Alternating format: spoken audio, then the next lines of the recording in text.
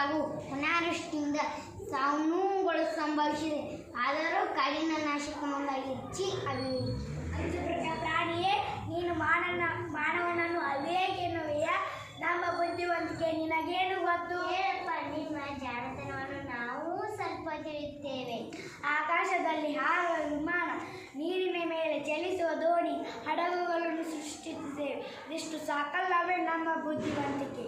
ಪಕ್ಷಿಗಳನ್ನು ನೋಡಿ ವಿಮಾನವನ್ನು, ಜಲಚರಗಳನ್ನು ನೋಡಿ ದೋಣಿ, ಹಡಗುಗಳನ್ನು ನಿರ್ಮಿಸಿರುವೆ. ಇದರಲ್ಲಿ ನಿಮ್ಮ ಸ್ವಂತಿಕೆ ಏನು? ಸುಂದರವಾಗಿ ಕಾಣಲು ಉಡುಗೆ ತೊಡುಗೆಗಳನ್ನು ಸೃಷ್ಟಿಸುತ್ತೇವೆ. ನಿಮಗೆ ತಿಳಿಯಿದೆ? ಮೊದಲನೆಗೆ ನಮ್ಮ ಚರ್ಮವನ್ನೇ ಧರಿಸುತ್ತಿದ್ದ ನೆನಪಿಸಿ. ನಿಮ್ಮ ಬಟ್ಟೆಯಲ್ಲೇನು ವಿಶೇಷ? ಪ್ರಾಣಿ, ಪಕ್ಷಿ, ಕೀಟಗಳ ಮೈ ಬಣ್ಣಕ್ಕೆ ಮನಸ್ಸು. ನಮ್ಮಂತೆ ಸುಂದರವಾಗಿ ಕಾಣಲು ಬಟ್ಟೆಗಳನ್ನು ಸಿದ್ಧಪಡಿಸಿ ಸಹಜ ಸೌಂದರ್ಯ ನಮ್ಮದು ತಿಳಿಯಿತೆ. ಜಿಂಕೆಯ ಕಣ್ಣಿನಂತಹ ಕಣ್ಣು, ನವಿಲಿನ ನಡುಗೆಯಂತಹ ನಡುಗೆ, ಕೋಗಿಲೆಯ ಧ್ವನಿಯಂತಹ ಧ್ವನಿ ಇರಬೇಕು ಎಂದೆಲ್ಲ ಹೇಳುವ ನೀವು ಸುಂದರವೋ ಅಥವಾ ನಾವು ಸುಂದರವೋ? ಅಗತ್ಯ ವಸ್ತುಗಳನ್ನು ಉತ್ಪಾದಿಸುವ ನಿಮ್ಮ ಕಾರ್ಖಾನೆಗಳು ಹೊಗೆ ಮತ್ತು ಕಲ್ಮಶವನ್ನು ಹೊರಹಾಕುತ್ತವೆ.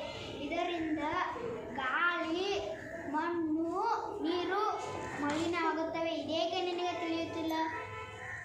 ಬಯಲಲ್ಲಿ ವಾಸ ಮಾಡಲು ನಿಮಗೇನು ಗೊತ್ತು? ನಾವು ಕಟ್ಟಿರುವ ಸುಂದರವಾದ ಮನೆಗಳ ಬಗ್ಗೆ ಬಂದು ನೋಡಿ, ನಮ್ಮ ಬುದ್ಧಿವಂತಿಕೆ ತಿಳಿಯುತ್ತದೆ.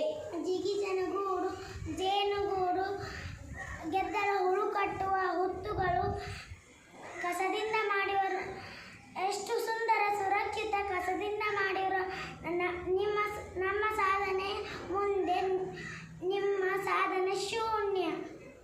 ನಿನಗೆ ಇದೆಲ್ಲ ಹೇಗೆ ತಿಳಿಯಿತು? ನಮ್ಮಲ್ಲಿ ಕೆಲವರು ವರ್ಷದಲ್ಲಿ ಕೆಲವು ತಿಂಗಳು ದೇಶ ವಿದೇಶಗಳಿಗೆ ವಲಸೆ ಹೋಗುತ್ತೇವೆ.